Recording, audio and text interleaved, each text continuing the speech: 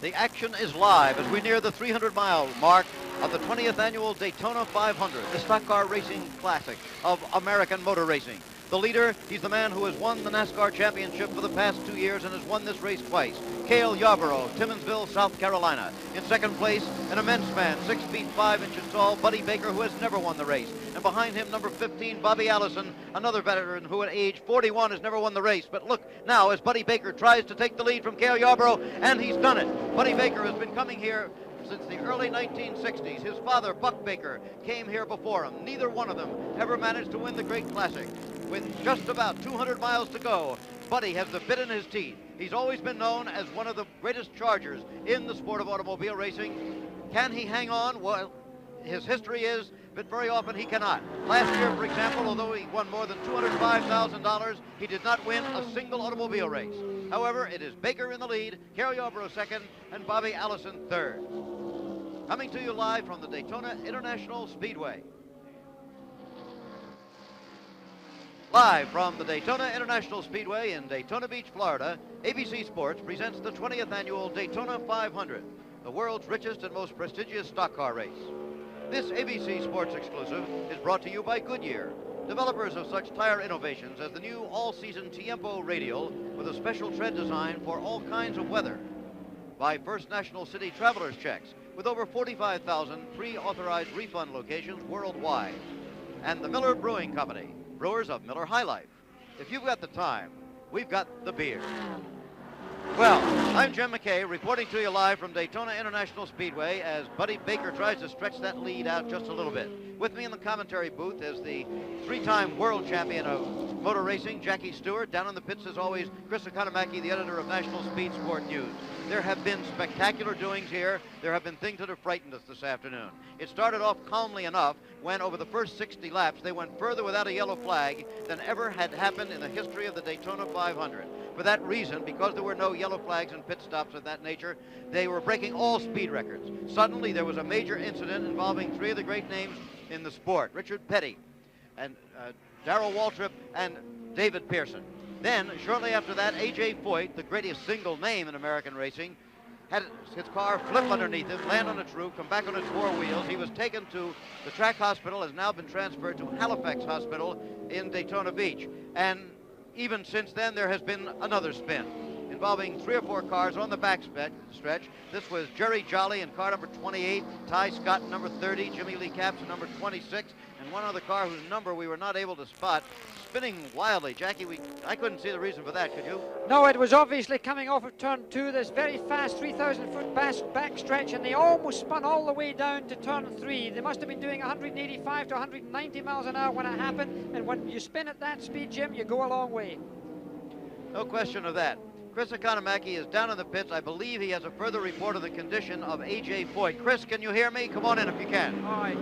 I've just come back from the field hospital here on the grounds of the Daytona International Speedway, where A.J. Foyt, who was removed from his car and taken into the track infirmary unconscious, one arm and a shoulder being favored by the doctors. He regained consciousness in the infirmary. He was bandaged. His head was bandaged. His arm and shoulder was bandaged. He was wrapped in blankets and very tenderly placed in an ambulance, just a few minutes ago, and taken to Halifax Hospital here in Daytona Beach. Foyt's accidents in his career, the worst ones have always been in stock cars. In '65, he was hurt at Riverside in a stock car, and the following year at Milwaukee. His shoulder injury may keep him out of the Indianapolis 500. Back to you, Jim. All right, Chris, we have now officially passed the 300-mile mark in this race, and the leader is Buddy Baker. We get a report from NASCAR officials that Cale Yarborough may be having engine problems. I don't know what that's based on. We'll investigate it when we come back. And we will be back in a minute. We return again live to Daytona, where the leader of the race continues to be Buddy Baker in car number 27, Cale Yarborough, the NASCAR national champion, in second place in car number 11. There is the leader in the race, Buddy Baker. As we said, he's the largest driver in the NASCAR Tour, 6 feet 5 inches tall. Just behind him right now, you see Benny Parsons in car number 72, but that is not the second place car. Benny is actually 2 laps down in the race because of an incident that happened to him earlier, which you'll be seeing as we go along here. We're going to have to double back. Remember, almost 300 miles had gone by before we came to you live here. If you were with us earlier in some parts of the country on Superstars, however, you saw live reports on many of those incidents. We will, however, be showing them to you again. Buddy Baker is beginning to spread out his lead over Cale Yarborough to a couple of 100 yards, but Benny Parsons stays attached to him, using his draft to try to unlap himself of one lap. He'd still have to unlap himself again to get back into the fray. But the way things have been going this afternoon, that certainly could happen. Now, the first major incident of this day came after 60 laps of racing had gone by. As I said before, as you see, Benny Parsons looks like successfully unlapping himself of one lap. He still has another lap to go before he's on the same lap with the leaders. They had gone 60 laps of racing, further than ever had been gone before in the Daytona 500, without a caution flag, without a yellow light going out. At that point, we all were kind of lulled into a false sense of security. Richard Petty was leading the race with Darrell Waltrip second and David Pearson third. Suddenly, it appears that a tire went. Now, well, as they come off of turn 4 here, there's still a lap before this incident occurred, right. But you see Richard Petty's car clearly doing well. Richard Petty, who had had an accident 2 days before, a lot of people thought that he would not run in the 500, and yet here he is leading the 500-mile race at this time. Behind him, Darrell Waltrip, who had won several races over the weekend, had run 3 races and finished second in the other, and of course the foxy old grandfather himself, David Pearson, trying to overtake as they came onto this back stretch. He seemed to duck out there from time to time. This is videotaped earlier today, just before this accident happened. Now, Jim, they went into turn 3. Everything seemed to be according to plan. Darrell Waltrip went a little bit low. Richard Petty driving smoothly in the groove. And then, just about now, Richard Petty's car slips out sideways. It starts to spin, hits the wall. The 2 cars behind him can't avoid the situation. They go towards the infield. Richard Petty's car, the blue and white car, hits the fence, shears up into the air with Richard Petty inside. All 3 cars coming in contact. It must have been some kind of mechanical happening. We do know, of course, now what did happen. But at that time, as you can see in the slow-mo, Jim, here, the lead car, Richard Petty, the back end slides out. It looked to me like oil had dropped onto the rear tires. It seemed that it could not possibly have been a driver incident. Then Darrell Waltrip touches them slightly, as also does David Pearson hit Waltrip. Then they smash into this wall at a speed of in excess of 180 miles an hour. coming down and with tremendous driver control that only men of this caliber could do. They managed to get the cars to stop, not before hitting a wall, as you will see as they come down into here, but none of those drivers were injured. Petty was injured 2 days ago, remember, was knocked unconscious. We have a report from the pits, I believe, from Chrissy Kanamaki. Okay, that three-car accident knocked out Richard Petty and David Pearson. Darrell Waltrip's car was badly battered. He brought it back to the garage. They worked on it back there. He brought it back to the pits, and they spent a lot of time working on it. He has just gone back out of the track. Richard Petty said that a left side tire was punctured and cut and sent him into the wall. Waltrip said he just ran into him. Pearson said he had a terrible shot. Their cars are badly wrecked, hopelessly out, but Waltrip's back on the track in a cripple. Back to you, Jim. All right, Chris. Chrissy Kanamaki with an on-the-scene report. That's the move-over flag being given there to some car. Buddy Baker's still the leader, and by a fairly comfortable margin at this point. Cale Yarborough is second, Bobby Allison third, the only cars on the same lap. Then we have Ron Hutcherson, the teammate of the injured A.J. Foyt, and Benny Parsons 2 laps down. We'll be right back. Baker must now begin to have dreams of winning the Daytona 500, the career object of every member of NASCAR. He's never done it. He's been coming here since the early 60s. His father came here before him, L.Z. Wiley Baker Sr. Neither of them has ever won the race. With less than 200 miles to go, he's beginning to move out his lead a little bit over Cale Yarborough, the current NASCAR national champion. We showed you the one incident involving Richard Petty and Darrell Waltrip and David Pearson. There was another one shortly afterwards, just a couple of laps afterward, and this involved 2 more great names in the sport. One of them, Benny Parsons, a former winner of the Daytona 500, the other, A.J. Foyt. On videotape, now let's take a look at that situation. Here we had Cale Yarborough in car number 11 leading the race. Benny Parsons in car number 72 was in second place as they came through, this must be turns 3 and 4 at this point on the videotape. Behind them, car number 53 is Ron Hutcherson, the teammate of A.J. Foyt. Now, A.J. Foyt's car looks exactly like that. It's also an orange car, but that isn't A.J., that's his teammate. A.J. is even out of the picture at this point. Now, here, suddenly, the tire exploding, coming apart, large bits of rubber flying. Parsons spinning down into the infield, and as he does that, A.J., right about this point, appeared to hit some debris or something and flipped over into the infield. Invisible by the smoke there, and there we're still on Benny Parsons' car, but there was A.J., who flip, went onto the roof and back onto the wheels again. What do you think, Jackie, happened? I can only imagine that A.J. Foyt hit some of the debris that was on the racetrack, some of the tar that had exploded. And of course, you must remember, Petty already had a puncture, but here we can see them pass the start-finishing line. Then you'll see suddenly pieces of black rubber bouncing off of the racetrack. There you will see, and there they come, shattering pieces of tyre. It must have had a very heavy puncture to cause a blowout of this kind. The car then slews sideways. Car gets into a slide. Ron Hutchison masterfully avoids that situation as car number 72 goes into this soft infield. Now, it's been raining a lot. This is very soft. The car could easily dig in and go upside down. On the right-hand side, and there is the car of A.J. Foyt. The rescuers had come to that car. The stretcher had been brought by this time. The amazing safety of these cars, amazing. The structure inside the car is really, truly great. And there is A.J. Foyt being lifted out, still with his crash helmet on, onto the stretcher very gently. But the car was severely damaged, but he was a lucky man that it wasn't even more a physical thing. No question, without the roll cage, it would have been very serious. Now a live report on this situation from Chris Economaki. Well, Benny Parsons got back in the competition, is on the scoreboard, shown up there in 5th place. But with Foyt, it's a different matter. He was removed from the track infirmary not long ago to Halifax Hospital here in Daytona Beach. An IV intravenous injection bottle was being held by an attendant as the stretcher was placed in the ambulance. It was seen that his head was bandaged, his shoulder and arm were bandaged. He is complaining of a sore shoulder. Gordon Johncock, who raced him in this last year's Indianapolis 500, was in the hospital with him and said that it looked like, as the car was upside down, Foyt's shoulder was on the deck, and that means rubbing against the track.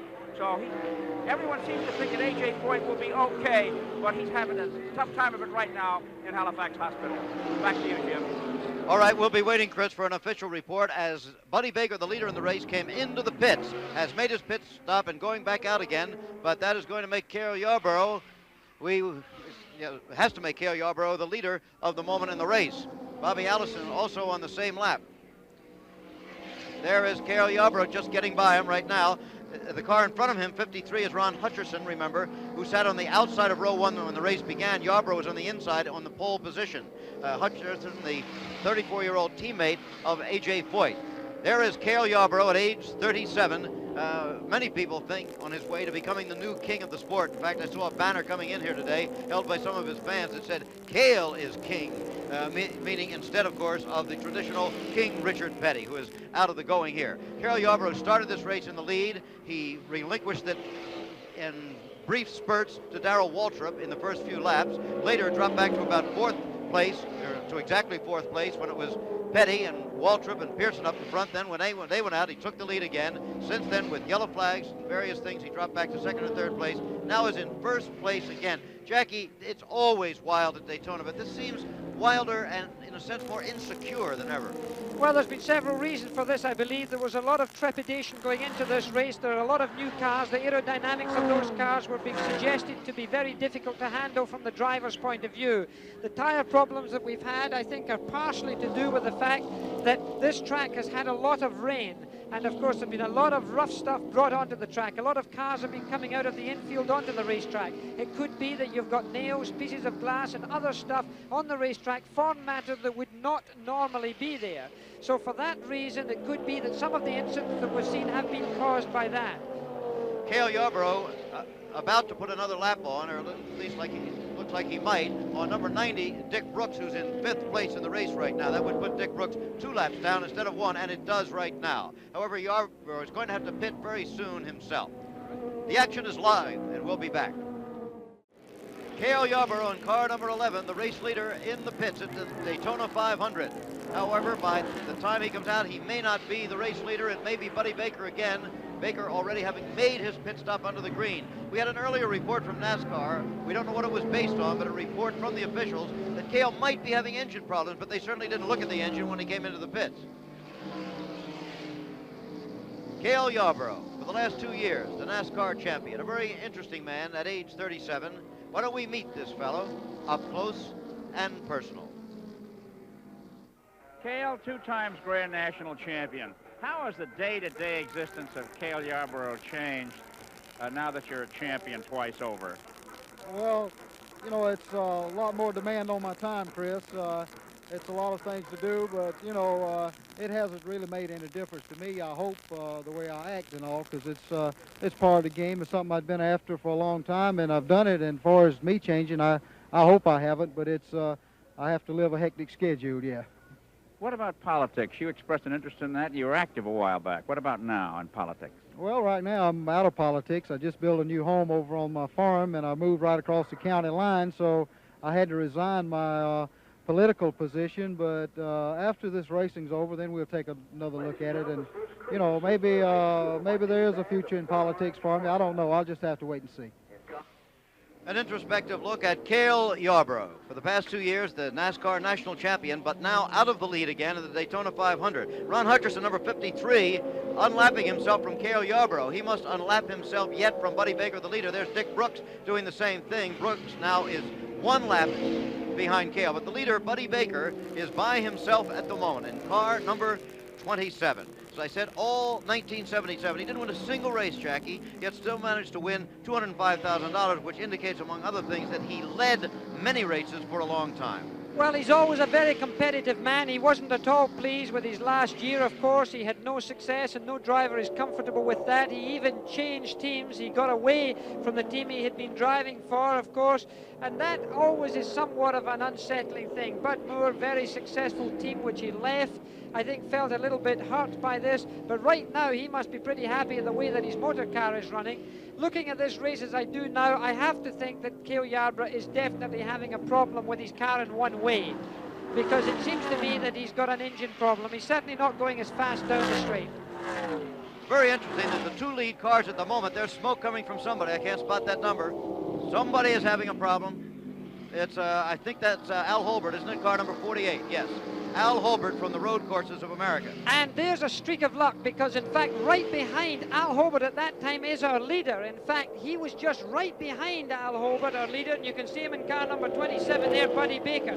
It could have been so easy for him to collide with Al Holbert at that time when Al Holbert had a mechanical.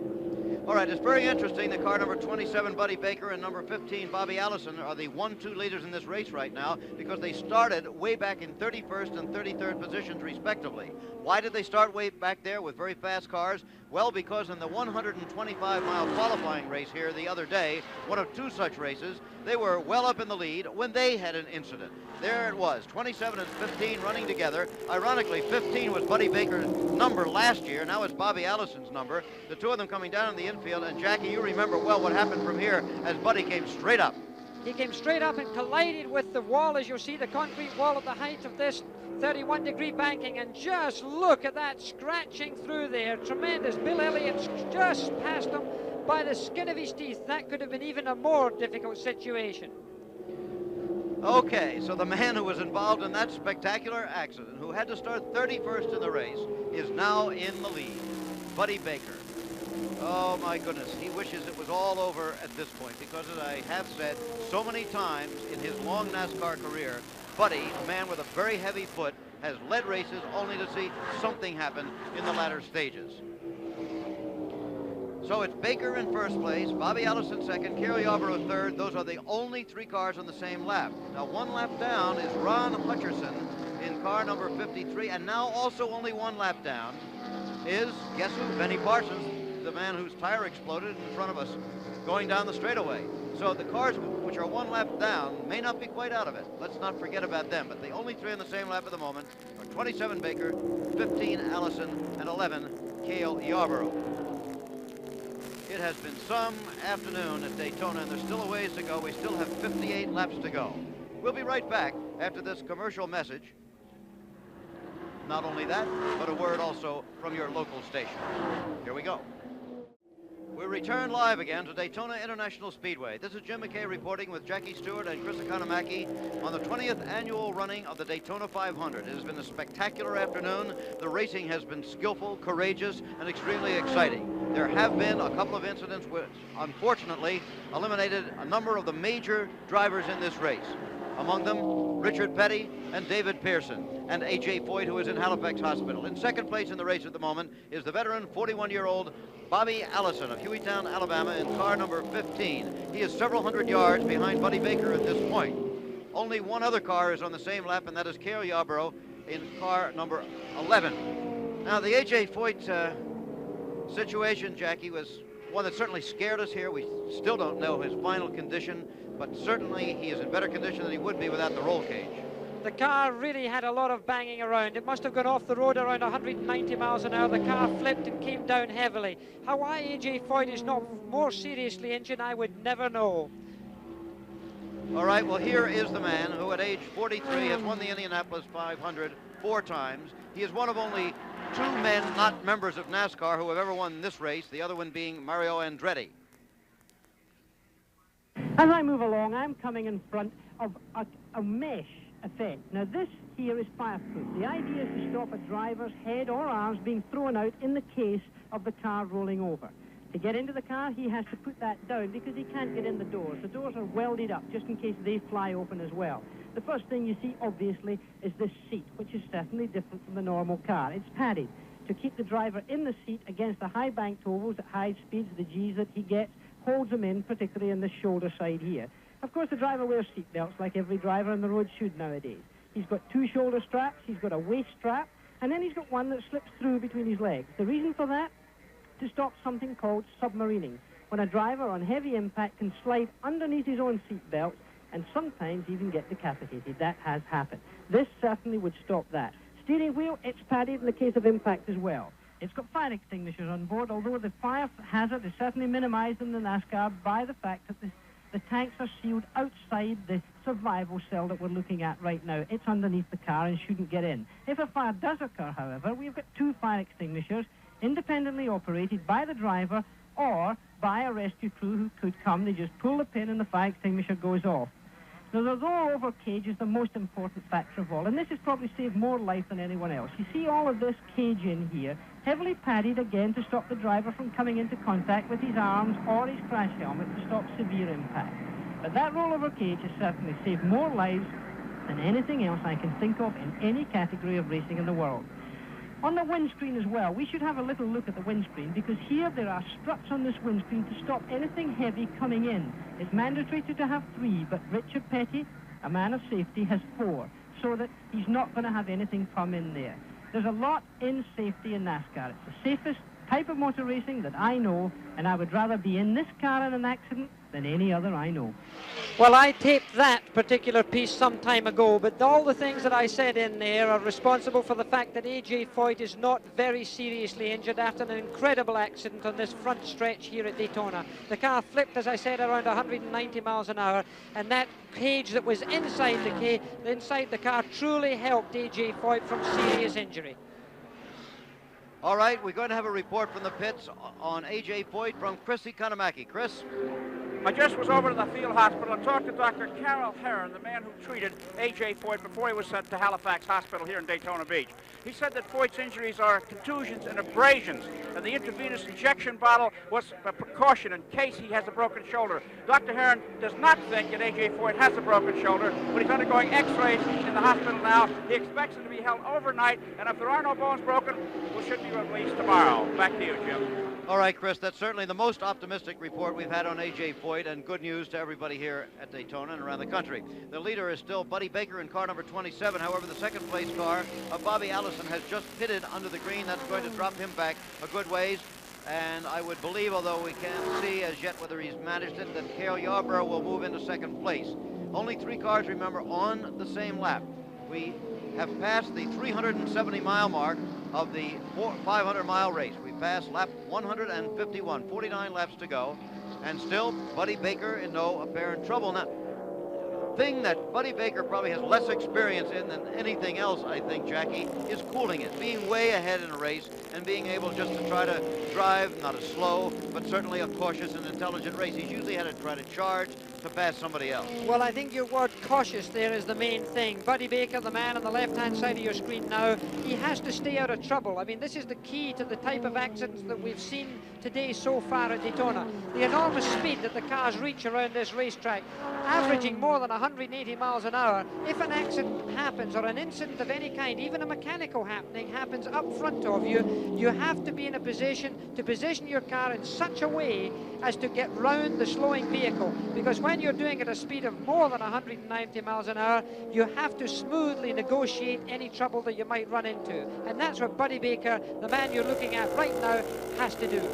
He's after a first prize of at least $51,700. Lap money can bring that to considerably more. And you see that second place, third place, fourth place are also extremely profitable here. Total money, $457,500 in the annual Daytona 500. So Buddy Baker still in the lead. Second place now is Cale Yarborough. As I said, he was able to pass Bobby Allison. There is Cale Yarborough in car number 11. He was able to pass Bobby Allison when Allison pitted under the green. However, it may be that Yarborough and Baker will have to come in. Now there is Bobby Allison in his car number 15, who is in third place and still on the same lap. Only 3 cars on the same lap. In fourth place is Ron Hutcherson in car number 53, the teammate of A.J. Foyt, and the younger brother of Dick Hutcherson, who was a very skilled NASCAR driver a few years ago. In fifth place is Benny Parsons, who is also only 1 lap down. So those 2 cars still bear some watching, Jackie, with the kind of things that have been happening today. Well, you can never leave anything to chance in a race of this kind, but I think the big question now is whether this blue and white car can change the luck of Buddy Baker, can change to bring him back to be a winner, because I think a lot of people had given up the idea of Buddy Baker coming to be a winner, particularly because of his winless year last season. And of course, Buddy Baker, more than anyone else, must have been in some way questioning his position and his future in motor racing. Even though you know that you've got the basic talent to drive quickly, there's always that rumbling fear, are you ever going to get it together? If you don't get it together now, is your racing career going to come to an end? It's a very difficult situation for any driver, and particularly when you're not an old man. Here's a young man, Buddy Baker, whose father, of course, was a great success in the sport also, Buck Baker. Buddy Baker leading the race, by the way, is in an Oldsmobile. Now, until Cale Yarborough very recently won the first NASCAR race of this season on the road course at Riverside, California in an Oldsmobile, no Oldsmobile had won a NASCAR race in 20 years. And when was that? It was the very first Daytona 500, won by Lee Petty, the father of Richard Petty, who led this race earlier today. He won in a 59 Oldsmobile. I can almost remember what they looked like. And here it is, 1978 in the 20th Daytona 500, and Olds is back again. When I came to Daytona this week, I looked around the garage area and I saw names like Oldsmobile and I saw the name of Buick. Somehow or other, when I come to America, I expect these cars to be driven by middle-aged, very conservative Republicans. They don't seem to be the type of names that you would expect to be running around a super speedway at Daytona. Maybe some of these drivers are going to be a little conservative from now on. Well, the second place car at the moment, Cale Yarborough, is also an Oldsmobile, and as for Bobby Allison, he is in a fourth. Those are the only 3 cars still on the same lap. Buddy Baker, the leader, however, and he's a very interesting guy. He's slow talking, but he is not slow thinking. He's quick of mind, a humorous sort of guy, Buddy is, and most of all, very, very big. Let's meet him a little bit. Buddy Baker. Well, Buddy, you're driving a new car and you had problems in the 125. Crunched it when you ran into oil. What shape is it in now for the 500? Well, Chris, I don't know. I really don't know. We found the rear end housing all been out of shape this morning. We changed a lot of things on the car, and you know, it looks good in the garage as far as everything plumbing back up, but you really don't know until they drop the green flag and we go off in the first corner. But had we not found the rear end housing bent like it was, I'm sure I'd have been out in 15, 20 miles. Buddy, you had consistent poor luck here at Daytona. You look as though you're jinxed at this racetrack. Well, it does look that way, but you know, I got burned 2 or 3 times at Talladega, and it was in several big crashes there, and then I went on to win 3 straight there. So, you know, I don't think there's such a thing as a jinx track or anything else. Anybody else would have hit the oil that I hit in the 125 miler, they'd have went the same way I did. It just seems that here at Daytona, my luck has run a little bad, but I think if it ever goes the other way, as bad in the same direction as it has been bad, I'll be in good shape. Well, we hope it changes for you, Buddy. Well, thank you. So far today, that luck has finally changed. That was a disappointed Buddy Baker yesterday after his accident on Friday in the 125-mile qualifying race. Disappointed as he was, he could have had no idea really of how things might go today. Starting from 31st position in the race, he is now the leader with 43 laps to go. We'll be back. We return live to Daytona. Buddy Baker still safely leading the 20th annual running of the Daytona 500. at age 37, possibly on his way to the greatest victory of his racing career in car number 27. A new number for him. For a long time he had number 15 on his car. Number 15 is third at the moment, but this year that's driven by Bobby Allison, that number. In second place is number 11, Cale Yarborough. He's had that number for a good long while. Buddy Baker, the leader. Another report from the pits, and Chris. I'm standing in leader Buddy Baker's pit. In 6 to 8 laps, he'll come in for his final pit stop of this race, and it's going to be these men that can win or lose the race for the big man from Charlotte. They're all on the qui-vive. They want to get him in and out as fast as possible. Back to you, Jim.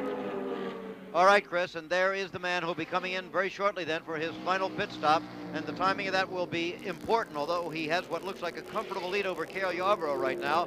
One slip of the jack, one mistake by a member of the pit crew could make the difference. Well, of course, you're depending so much on your pit crew here at Daytona, and these NASCAR pit crews have really become very famous for their talents. People like the Wood brothers, who look after the car that is normally driven by David Pearson. The Petty crew is very famous also, and they could become very famous today, the crew of Buddy Baker. If they do something wrong, they will certainly become very infamous. And there's Cale Yarborough into the pits, the man who's leading this year's NASCAR championship points and has been the winner of that same championship for the last 2 years.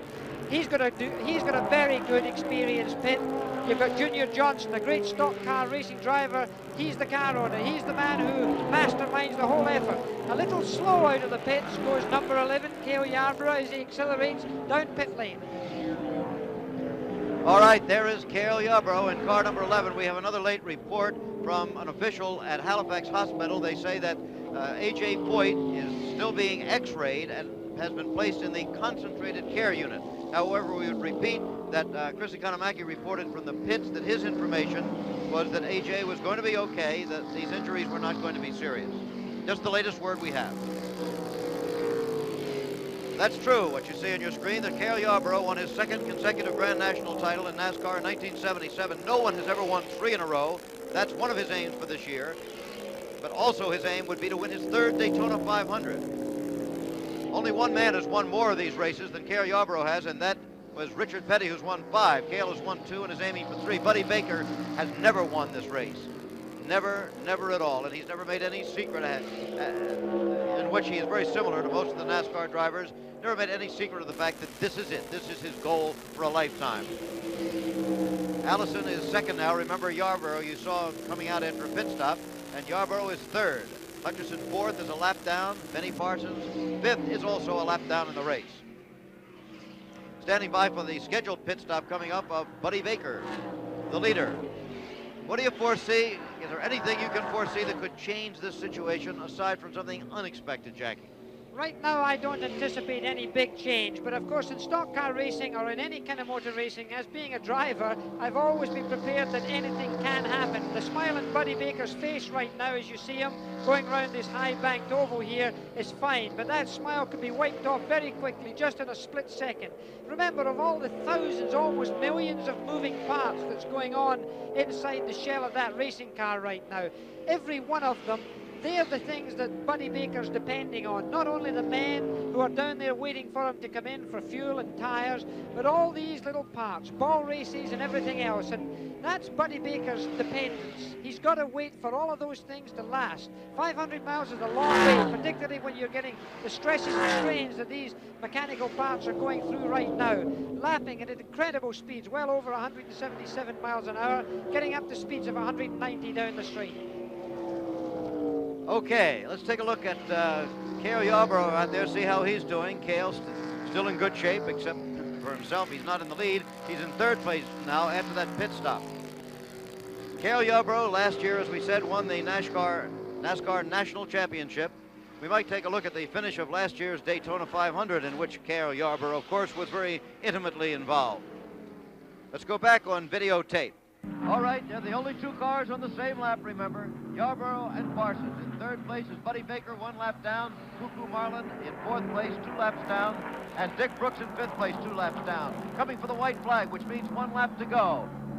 It's being held furled, and now it's out. There it is. 1 lap to go, and it certainly doesn't look as if Benny Parsons is close enough, unless he's got got some extra RPMs he hasn't used. He can't do it. He can't do it. I don't believe he can do it. Unless something happens to Cale Yarborough, I don't believe there's any opportunity for him to get there at all. There's the relationship. You can see it's wide open there. It's, of course, just fractions of seconds in a way, but it's too far on the racetrack. This is a big racetrack to cover, but I'm afraid they can't do it. It's 2.5 miles long, but they're now going into turn 3.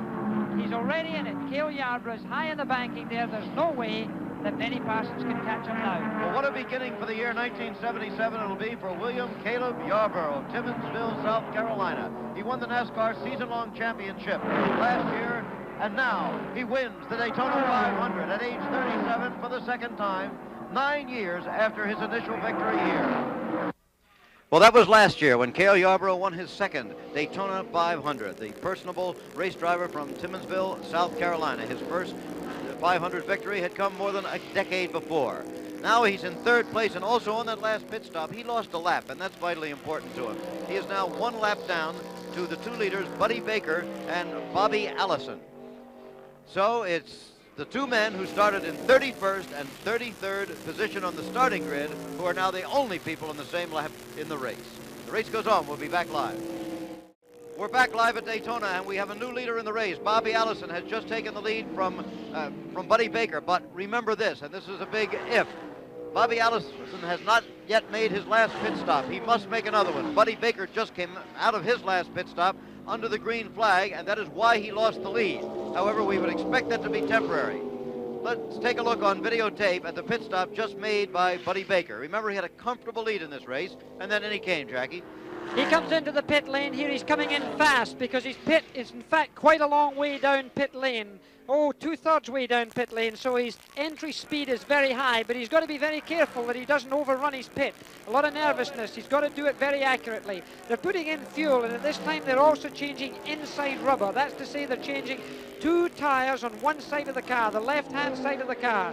You can see the clock at the bottom of the screen timing this very important pit stop for Buddy Baker. One of those mechanics makes an error now. It could mean the end of this victory race for him as he stands to win the Daytona 500. He leaves in 18.9 seconds as he goes back onto the racetrack, and we're back live here at Daytona. So it is Bobby Allison, the leader in the race, with Buddy Baker second. Buddy Baker, excuse me, has just moved back in front of Allison again. That is very important.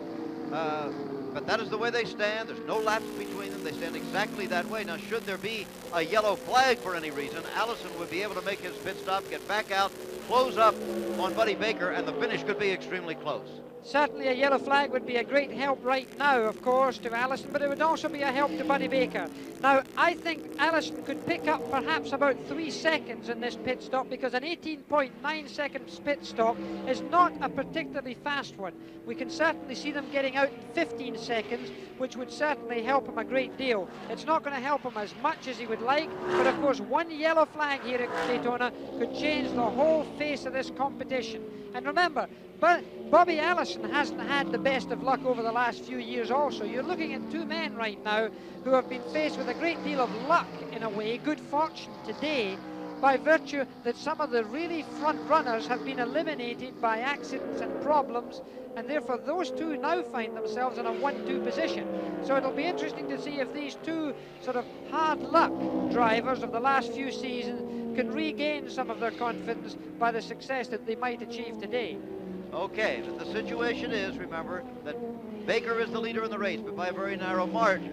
Still, Allison must make the pit stop, even if it is a fast one. Under the green, it will cost him a lot of seconds, and Baker will have his comfortable lead back again. If the yellow flag should come out, Allison would be able to almost maintain position with Buddy. Cale Yarborough, by the way, is back on the same lap, and that's important.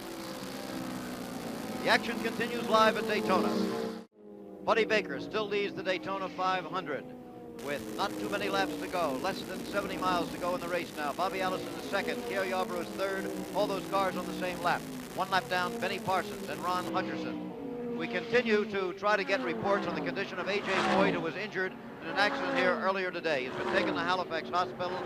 The last word we had was that this man, 4-time winner of Indianapolis, was in the concentrated care unit, still undergoing x-rays and conscious but in a confused state. We have a videotape report now from the ambulance director of the Speedway, Bill Honeycutt. Here then is our ABC Sports report on that. He was brought into the infield care center. He was conscious. We did stabilize him at the care center, transport him to Halifax Hospital in Daytona Beach. He was conscious. He talked to us all the way over. He is in real good condition. They are going to keep him overnight for observation. Okay, the words of Bill Honeycutt about A.J. Foyt here. Remember, once again, since that was videotaped, a report from the hospital is x-rays being taken, concentrated care unit. That's the only official word that we have.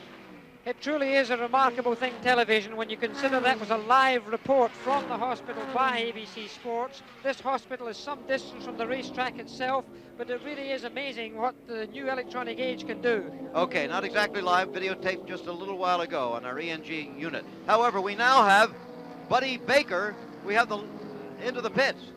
Buddy Baker. We have the leader into the pits. He's already pitted. This is an unscheduled pit stop. And it's under the green, and he's changing inside rubber again. There's something very strange happening here with Buddy Baker. Has Lady Luck deserted him again? Bobby Allison is the leader in the race. That stop took 18.8 seconds. Just suddenly, out of nowhere, the way things have happened all day today. You've never seen anything develop. You've never seen the problem begin. It just has happened suddenly. What do you think is the story? Tire problems, I guess. It could be another tire problem for him. You never know. It could be that he wasn't comfortable, that he felt a change in the car, that he wasn't handling quite as well as he had been before. And of course, with the sort of incidents that have been happening today, the confidence of a driver is very important. It could be, well, that he came in and said, let's change them once again. But one never knows. All right, the leader of the race then at age 41 is Bobby Allison of the Racing Allison Brothers of Hueytown, Alabama. His brother Donnie was much better positioned on the starting grid than he was today, but Donnie dropped out in the early going. Bobby, who started in 33rd position of the 41 cars that started the race, is now the leader all by himself. Ironically, driving the car that Buddy Baker drove last year, at least for that team. And there he is high in this banking here as he comes off the banking in turn 4, heading for this dog leg, this amazing racetrack in Daytona. And this must be amazing to Bobby Allison right now. He passes the wounded car of Darrell Waltrip, the car that was involved in the accident earlier, along with Richard Petty, and of course the car of David Pearson. But there you see the leader very low on the racetrack as he goes into this 31-degree banking. Then he goes right up to the wall and starts to come down again, using a peculiar line round here as he gets into this long 3,000-foot backstretch. Could he possibly be running out of fuel? He still has a pit stop to make. No, he certainly has a fuel stop to make. Perhaps he's coaxing it on, hoping for a yellow flag. But right now, he's driving in a peculiar line round here. I haven't seen a car diamond, a banked corner, as they call it technically in this sport, where you come from the bottom of the racetrack, you go to the top of it, and then you come back down again. It isn't normal because of the banking, and it's 18 degrees of banking, and this dog leg in the tri-oval that he's on right now. Generally, they use that banking to go consistently around the race track at the same height from the wall, but that is not what Bobby Allison is doing, as you can see. All right, well, Jackie, we have another report from the Baker pits that his pit stop was due to a cut left rear tire. Now, that's at least the third confirmed report today of cut tires. Where are these bits of debris coming from?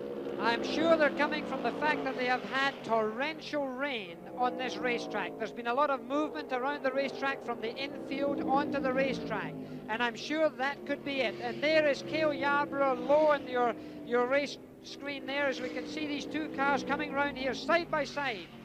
They are racing for position in the race as we have it now. Cale got back on the same lap, so he should be just that far behind Buddy as of the moment. This could be a real three-car finish. No, now we get the word that Cale has just been lapped again. By Buddy passing him, he is now one lap behind. However, presuming that Bobby Allison has to make this final pit stop, the time he loses in the pits could just about make up the difference by which he leads Buddy Baker now. It's going to be a close finish whatever happens, and remember this, we are anticipating that there may be no more yellows. If there were to be another yellow, of course this would change the whole thing again, and that is why it's enormously important for car number 11, Cale Yarborough, to get ahead once more of Buddy Baker. Enormously important for him at this time. Okay, the lead at the moment is 38 seconds, but by the time a car decelerates into the pits, has the pit stop, then accelerates again, that could be made up. We'll be right back after this commercial message and a word from your local stations. Well, Bobby Allison just made his last.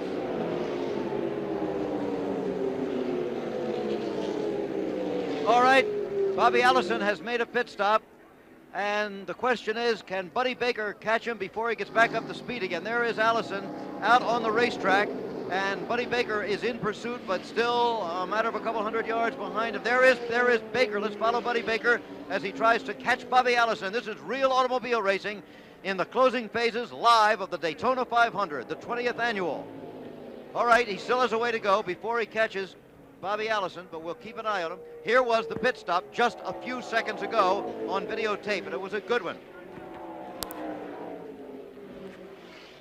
All right, Jackie, this was it. Well, he really locked up coming in. He nearly got tangled with another car there. You can see the clock is running. Now, he really did get tangled with that car. He locked the rear brakes as he came in, slid it into the pit lane itself very accurately, and off he did 12.5 seconds. Very fast, as you can see. And now down to Chris Economaki in the pits. Well, Bobby Allison was just in, and he made a pit stop, and it was an exact duplicate of the one Buddy Baker made. The routine where they got inside tires, fuel, and a windshield clean. But the Bud Moore crew was much faster than the David Iff crew, and this is what sets up this great finish we're about to see. Back to you, Jim.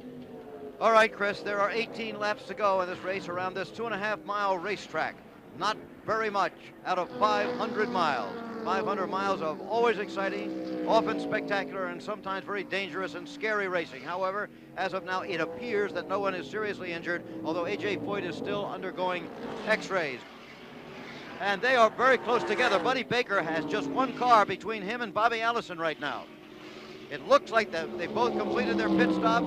They could race this way to the end. There is Allison in the lead, number 15, and one car in between, and then Buddy Baker.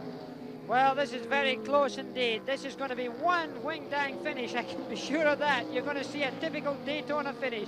This is the kind of finish that we're expecting here always, of course.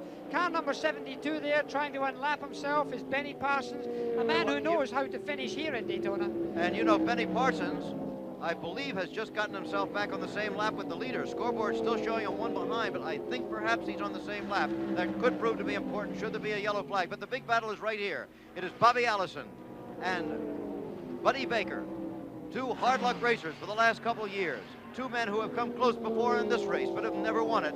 Apparently going to fight it out to the finish. Lurking some distance behind them, but definitely on the same lap, Cale Yarborough in car number 11, the defending champion. And all it will take right now is one yellow flag for someone to drop a little bit of oil for another car to spin. Any kind of incident that would bring out a yellow flag or the pace car could bring that man, Benny Parsons, right up behind the field and certainly allow Cale Yarborough to come right up behind the two cars that you're looking at, number 2 and 3 on the screen right now. And now, Jackie, the scoreboard agrees with us. They have now put Benny Parsons on the same lap with the leaders. So that's significant. We now have 4 cars on the same lap. We have Bobby Allison and Buddy Baker fighting for the lead. Some distance back, Cale Yarborough, and a lot further back, in fact, just ahead of the leader, Bobby Allison, we have Benny Parsons, but he's on the same lap, and the yellow flag could help him close up. And, of course, that's the strategy that he's working right now. There is a NASCAR rule that's quite interesting to look at. If a yellow flag comes on, they have to go right around the racetrack, and they can pass until they get to the start-finishing line. So right now, the big thing for him to do is if a yellow flag were to come out, he would have to, one way or another, keep Bobby Allison and Buddy Baker behind him, come hang or high water. All right, hang or high water, all right. Benny Parsons is the lead car that you see, but remember, he is almost one lap behind the leaders. Drafting on him is the race leader, Bobby Allison, and in back of him, the second place car of Buddy Baker. Bobby Allison has been around a long time. The first time he came out on the circuit was in 1961, 17 years ago. And there you see a lot of movement in there. Look at the movement that you've just seen amongst that traffic. What a way. Buddy Baker charged up. He's taking the lead. Yes, he just charged up in that traffic there, Jim. Got past Bobby Allison. It was a question of reading the traffic lanes and really taking full advantage of them.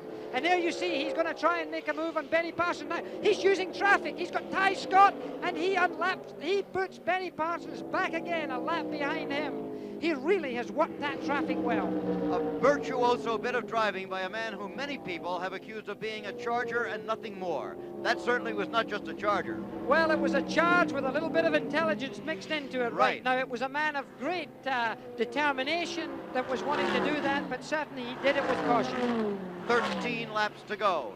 13 laps left in the Daytona 500, and Buddy Baker determinedly and skillfully has again taken the lead. This is all live. There are less than 12 laps to go as we come to you live from the Daytona International Speedway. Jim McKay with Jackie Stewart and Chris Economaki. And look at this, a battle for the lead between Buddy Baker in car number 27 and Bobby Allison in car number 15. Baker retook the lead just a couple of minutes ago, if you were with us, by skillful maneuvers in traffic after he had trailed Allison after their final pit stops. It's been an incredible day of racing here. The first 60 laps were totally accident or incident free, the longest period that had ever been experienced here without a yellow flag. Then suddenly things began to happen with Richard Petty leading the race. He was involved in a crash with the second and third place cars of Darrell Waltrip and David Pearson. Later, there was an accident involving A.J. Foyt. Now we've got a yellow, and that's going to enable the other two cars of Cale Yarborough and Benny Parsons to close up here, although again the scoreboard is showing Parsons 1 lap down. I think he was just passed again. Tough luck for Benny, because being a lap down will make all the difference. But Cale Yarborough is now on the same lap, and here's that racing to the finish line. Under the NASCAR rule, and it's Bobby Allison getting in front of Buddy Baker. Remember, they've got to come back to the finishing line before they can get that yellow officially, and I'm not allowed to pass. And look at that, it was so close as they came to that finishing Who was ahead?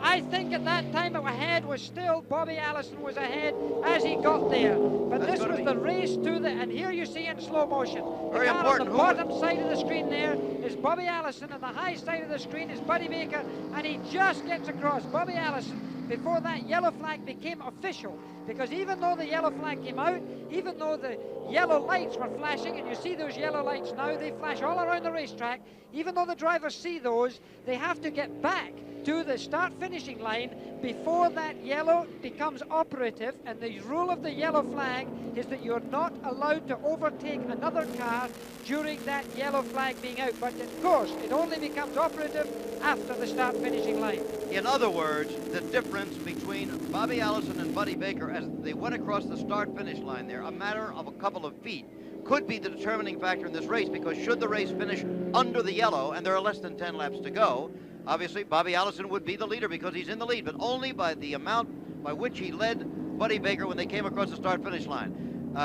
Now Cale Yarborough will be closing up under the yellow in car number 11, so his hopes of winning this race increase. Of course, the green must come out for him to do that. But the reason for the yellow is not apparent, except that there's a car down in the dirt up on turn 1 or 2. Is it turn 1? Yeah.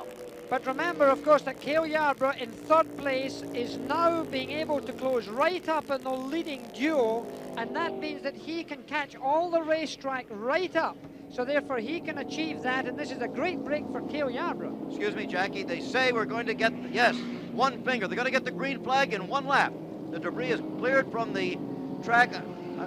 Cale Yarborough probably will not be able to get close enough, although we'll keep an eye on him, but it's going to be a sprint to the finish with 9 laps to go. What a finish this is going to be. Typical Daytona 500. We've seen it before. We've seen it for years now. And this is what's going to happen. You're going to see these two experienced drivers, but luckless drivers over the last 2 years. You've got the lead car there, car number 15, Bobby Allison. Car number 27 is in second place, big Buddy Baker. And now you're going to see, closing up on them, hopefully, you're going to see Cale Yarborough in car number 11. That well could be a really strong three-way fight to the finish here. There's been a suggestion that Cale Yarborough's car has lost a little bit of its power, has lost the edge of its performance, but let's wait and see.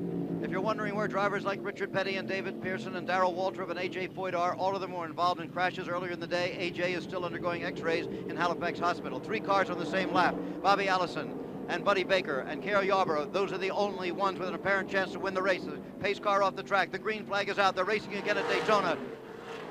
And it is Bobby Allison and Buddy Baker on the front. Cale Yarborough is too far back, it appears, at this point to make it. He's got about a half a dozen cars between him and Allison and Baker, but it's Allison and Baker with less than 8 laps to go in the race now. It's going to be a trophy dash. Now you're going to see the tactics. Now you're going to see how these drivers are going to think, and you're going to see these cars using different lines, trying to find the right place to be in with a lap or the last lap to go. Buddy Baker has gotten the lead again now. He got past Bobby Allison on the restart. So it is Baker in the lead now, and Allison second. And of course, now you're going to see what drafting is all about, what slipstreaming is all about. Right now, they're not slipstreaming. And there you see Dave Marcus, car number 2 there. He's not in this race right now as far as the lead is concerned, but he's taken the lead on the racetrack. And he's certainly a factor in what could happen in the race. And now, we have 7 laps to go. 7 laps to go to the finish line. It's the 2 blue and white cars of Buddy Baker, number 27, and down low, Bobby Allison going for the lead again. And he picked up the draft, in fact, of Dave Marcus, who's in front of him. That's why you saw that sudden, it seemed, acceleration. That car of Dave Marcus was breaking the air, and therefore Bobby Allison, the car number 15, took advantage of that and slipped past without any trouble. Now, there he goes, out on the racetrack on his own. You've got the leader there, car number 15. Bobby Allison leading the Daytona 500. And he's taken a little bit of a lead over Buddy Baker now. Baker, is he still in the draft, do you think? Oh, it looks like he's close enough to be in it now. Oh, he's strong in the draft. You'll see, in fact, he'll close up quite markedly down this dog leg, this 18-degree banking that they're going down now, heading for turn 1 and the 31-degree banking of this turn 1 and turn 2. He's really tight in already. Look how much time he's grown. Less than 6 laps to go. We were scheduled for a commercial here. We'll tell our people in control we're not going to take it right now. The racing is too important, too exciting. This is the reason we came here today. We've been here for going on 3.5 hours since the start of this race. It's been, well over an hour now since we came on the air live. And of course, earlier than that, during Superstars or most of these stations, we were on with live reports. And there is Marcus again getting in between. I thought I saw Buddy Baker shaking his fist there and Buddy Baker slowed down. Yeah, he's up high on the banking. Buddy Baker may be in trouble there, and look at him in traffic. He could easily be involved in that. It seemed to me very strange. Buddy Baker seemed to raise his hand. He's blown an engine. Smoke puffed out of... He's... Ah, what a bad bit of luck. Buddy Baker's engine has blown right in the front stretch here. A lot of smoke coming out of the car there. Buddy Baker. As has happened to Buddy so many times in the past. Lady Luck simply has not been with him on this racetrack ever since he came here in the early 1960s. Here he has been leading much of the way for the last 200 miles, and now it's all going to be over again. Where he's placed in the race makes no difference to him as long as it isn't first, and it isn't going to be first today. Bobby Allison has retaken the lead and is the apparent winner. One car still in the same lap with Allison, however, is Cale Yarborough, but he is not close to him. There will be 4 laps to go when they get to the start-finish line the next time. Well, that incident for me started to happen on the back straight. I saw the hand of Buddy Baker going in the air, the frustration. He almost slammed it down on the steering wheel, and he knew then that that was the end of his day. Well, perhaps it was simply fate that he was shaking his fist at, not another driver then. No, I'm sure it was fate. I'm sure it was annoyance that he knew his engine had blown. I thought he was shaking and making motions towards that other driver in car number 2, but that was not the case. There you had the race leader, Bobby Allison, simply drafting on a car that is not in contention, number 2 of Dave Marcus, but a fast car, a good race car, one that can go at the speeds that Allison would still like to keep up. And in fact, an advantage to Bobby Allison at this time to have a car to draft, to be able to slipstream, to be able to still get around this racetrack quickly. And of course, it helps both cars when there is a draft taking place like that. Ironically, Jim, Bobby Allison is driving the car that Buddy Baker just left. The team that Buddy Baker left at the end of last season, the car that is now winning this race right now is that very same team. Okay, Cale Yarborough is in second place. He's not in your picture. That isn't what the superimposition means. It simply means he's second in the race. Bobby Allison, number 15, is the leader. Dave Marcus is one of the back markers in the race, but he is being used by the leader. There is Cale Yarborough, a good distance behind. Here you can see the relationship between Cale there, all the way across the racetrack here, coming up to the race leader, Bobby Allison. When we say a long way, again, a problem with the tire, problem with an engine still could make the difference with a little more than 2 laps to go. He's about 2,500 feet, in fact, almost the length of the back stretch behind the lead car. Anything, of course, can happen, as we've seen here at Daytona, but that certainly is becoming less true. And in fact, forlornly into the pit lane now comes Buddy Baker, driving very slowly, as we from our commentary position can see this, and what must be going through this poor man's head right now. When Bobby Allison comes to the start-finish line the next time, he will get the white flag. He has never seen that before for himself as the race leader in the Daytona 500. One more lap after the white flag, and he will after such a long and at oftentimes a frustrating career, have won the greatest of all stock car races, the Daytona 500. The skies are cloudy here today, overcast. We've had rain, and more rain all through the week, and yet all of the races have been gotten in one way or another, and you can be sure that the sun will appear to shine for Bobby Allison if he gets in that, well, a little more than one more lap now. Coming to the start-finish line, there's the white flag. One more time around, and Bobby Allison will have won the race. His brother Donnie, somewhere in the pit, you can be sure, is exulting with him. Buddy Baker, nothing but heartbreak for him as his car is in the pits, and for so many others today. For Richard Petty, who was after his sixth, but after leading the race, was involved in an accident in the fairly early going at the 150-mile mark. Heartbreak for David Pearson here today, and for Darrell Waltrip, all of whom were up there for the lead. For A.J. Foyt, who is still in the hospital. Back on the lead, it is Bobby Allison, readying himself for the checkered flag. You saw Cale Yarborough, number 11, in second place, a full length of the straightaway behind Allison. In third place now is Ron Hutcherson, a lap down. In fourth place, Benny Parsons, also a lap down. In fifth place, Dick Brooks, 2 laps down. The checkered flag will be coming out for Allison before a crowd of more than 100,000 people, and that's it. It's all over. After an exhausting, traumatic day of motor racing here at Daytona, Bobby Allison has won the Daytona 500. Here is Cale Yarborough, the defending champion and the current NASCAR National Season-Long champion, coming in for second place. Those are the only 2 cars to finish on the same lap. Again, third place, 1 lap down, Ron Hutcherson, the teammate of A.J. Foyt. Then Benny Parsons in 72, Dick Brooks, number 90. There's more to come here, so stay with us and we'll be back. 500, and incidentally, for the first time since 1959, that is a Ford Thunderbird which surrounds him at this moment. Not since 59 has the Thunderbird won a NASCAR race. They won 6 in that year. That was the only year that they won any races on the circuit. A Thunderbird had never before won the Daytona 500. So again, the winner, Allison. Second place, Cale Yarborough. For third place, there was virtually a photo finish. In fact, that's what they're calling it right now. They haven't really decided. Between 2 cars that were a lap down, Ron Hutcherson and Benny Parsons, another former winner of this race. Allison, however, is not a former winner. It's the first time for him in the climax of his racing career.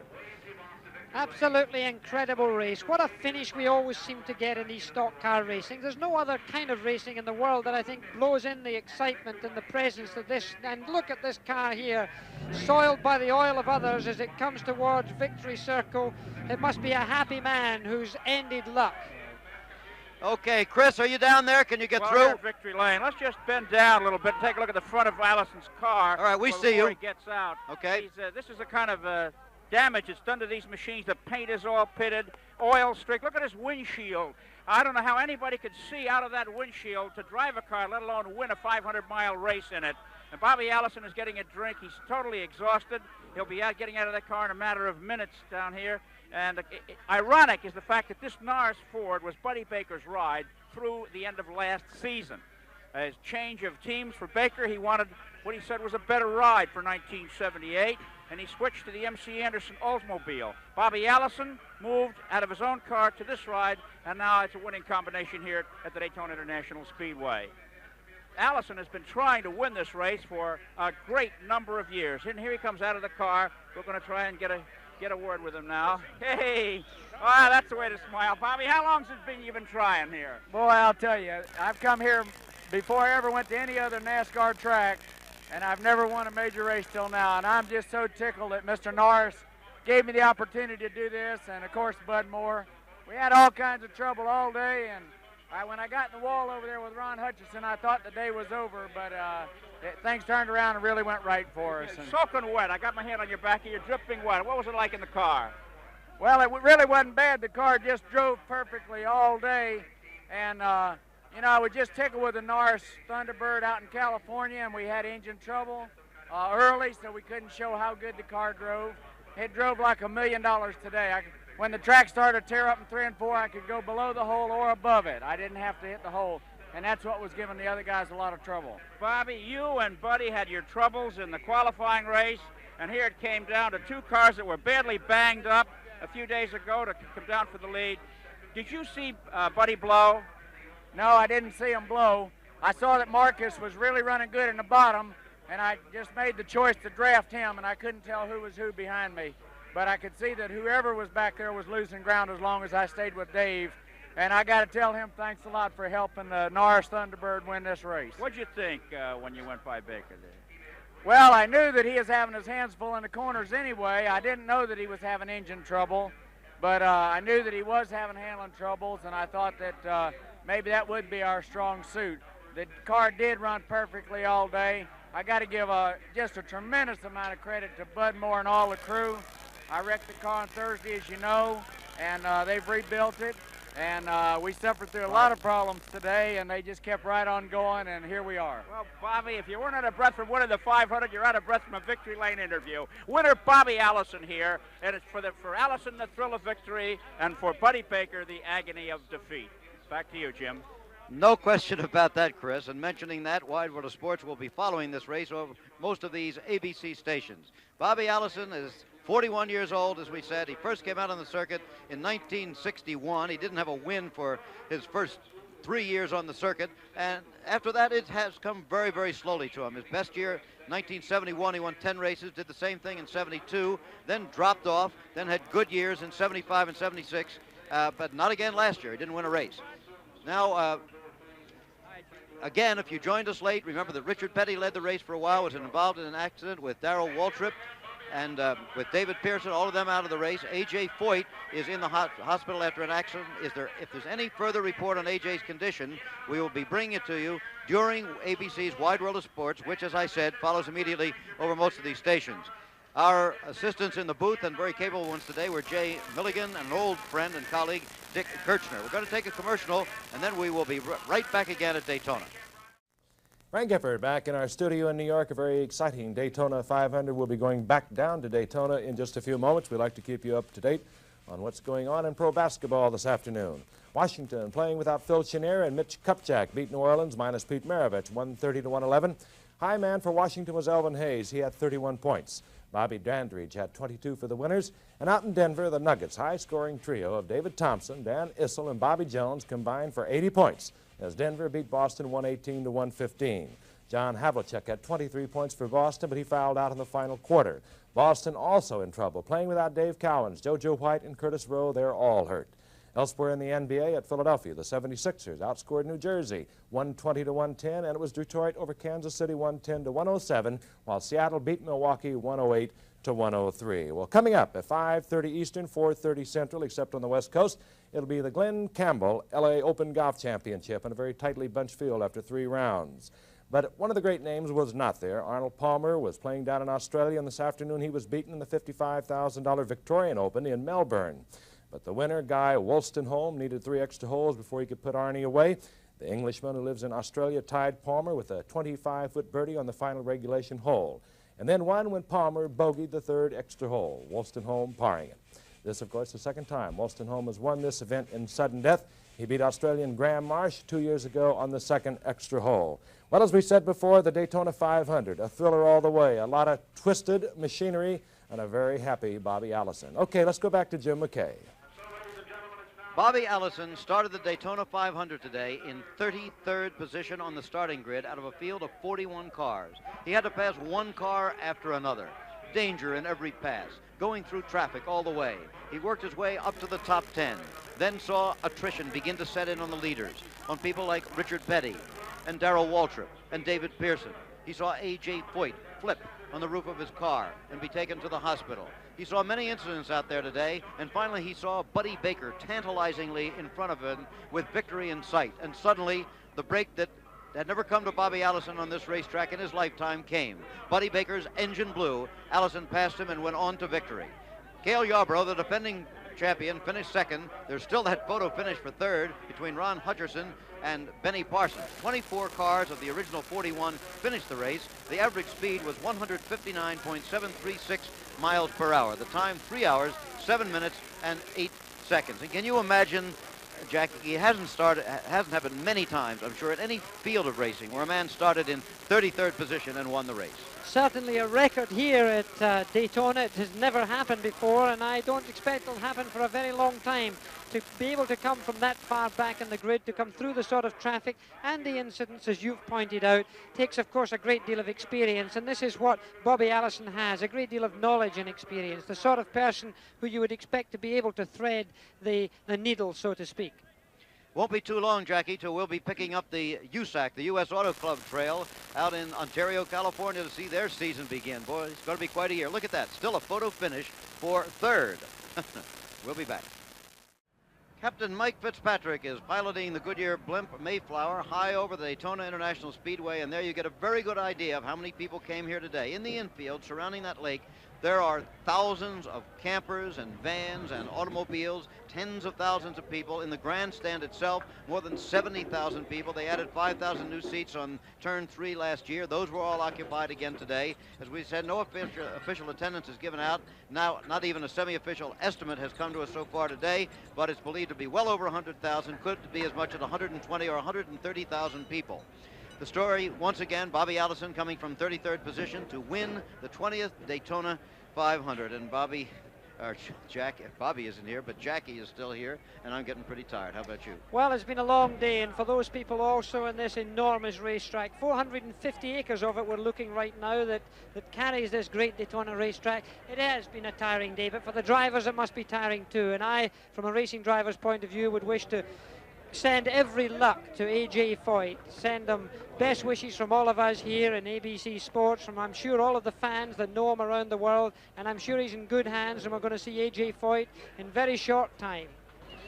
There is AJ Foyt, the 4-time winner of the Indianapolis 500. Should there be a further report on his condition in the next hour or two, we will give that to you on ABC's Wide World of Sports over most of these stations. The executive producer of ABC Sports is Roone Arledge. Today's coverage of the Daytona 500 was produced by Chet Forte and directed by Larry Camp. Our technical director, Bill Morris, and our associate producer, Rick LaCivita. Our associate directors, Norm Samet and Jeff Cohan. For now, this is Jim McKay, along with Jackie Stewart and Chris Economaki, saying so long from Daytona International Speedway. Coming up next, ABC's Wide World of Sports, featuring National Ice Dancing Championship, the Mr. Olympia contest, and the World 30-kilometer cross-country skiing championship. The Daytona 500 has been brought to you by Fram, makers of oil, air, and fuel filters, windshield wipers, and Autolite spark plugs and tune-up kits. By Yamaha Motorcycles, featuring the ultimate in Yamaha 4-stroke technology, the remarkable new XS11 Yamaha, when you know how they're built. The blimp was provided to us by the Goodyear Tire and Rubber Company. Travel arrangements made through and a promotional fee paid by United Airlines. United built the largest airline in the free world around you. This has been a presentation of ABC Sports, recognized around the world as the leader in sports television. Again, the winner, Bobby Allison.